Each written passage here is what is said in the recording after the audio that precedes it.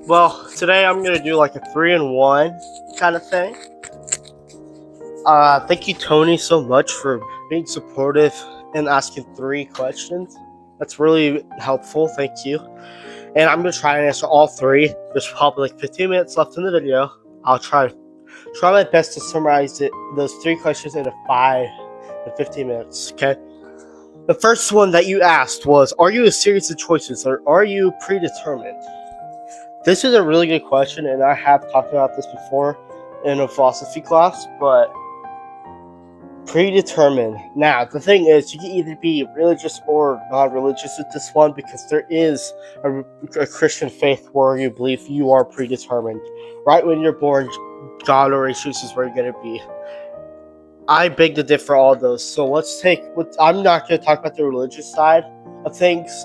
Whomever sees this can comment what you think and stuff. Yeah, please, in the comment section, please respond to these questions. Be interactive, share your thoughts.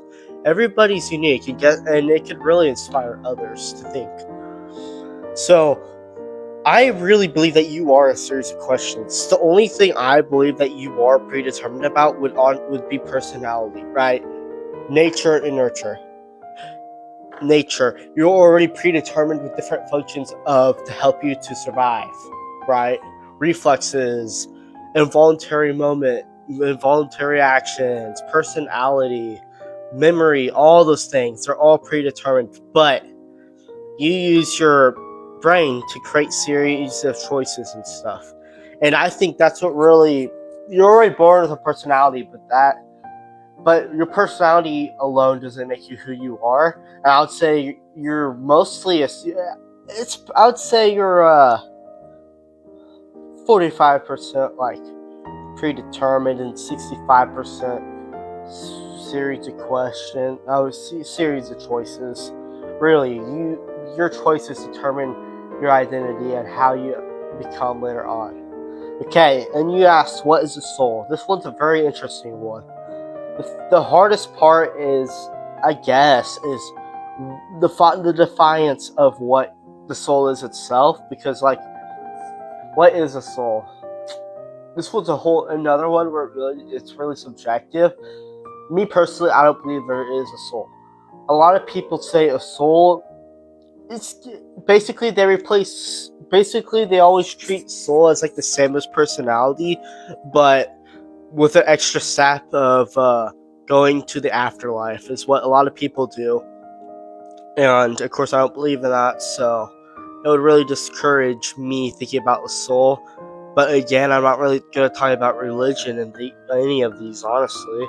But a soul is usually something embodied in you that really makes you unique. It gives you a spark that not a lot of people have. But the thing is that a lot of people have traits, and that's why you go into groups. So I would say even if there is a soul, I feel like people would have different similarities of a soul. But the thing is that really gets rid of souls is memory and such, because since souls are supposed to represent who you are, if you get dementia and you become a whole different person, you forget everything, that really goes against the structure of you having a soul. That means you didn't have a soul then. So I would say things like that really take soul out of any discussion, honestly, in my opinion.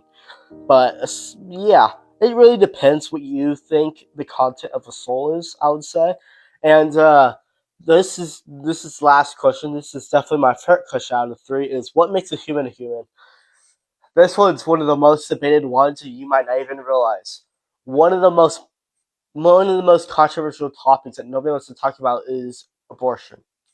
This, you might be like, oh, I've never talked about what makes a human a human. Yes, you have. If you've ever talked about gun control secretly, or like abortion, you've talked about this. Trust me. I always say it's definitely your brain and stuff. But the thing is that I think you change as a person, right?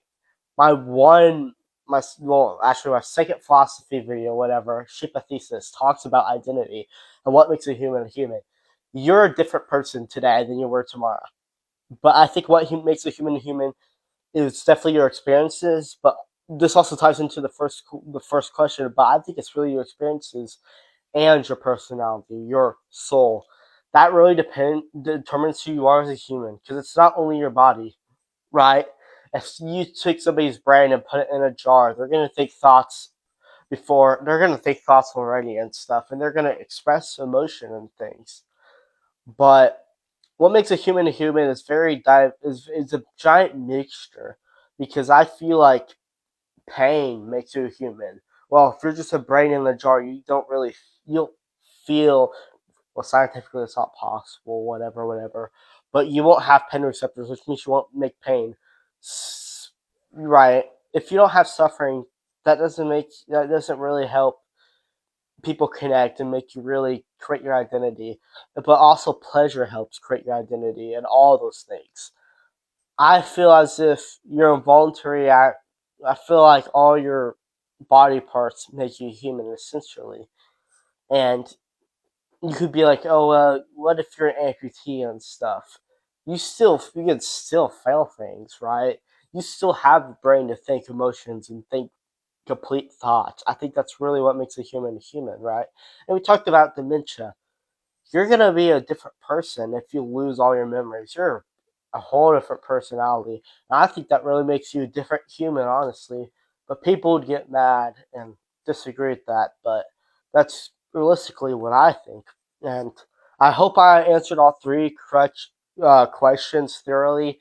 Let me know. But please tell me what you think in the comments. And yep, that's all.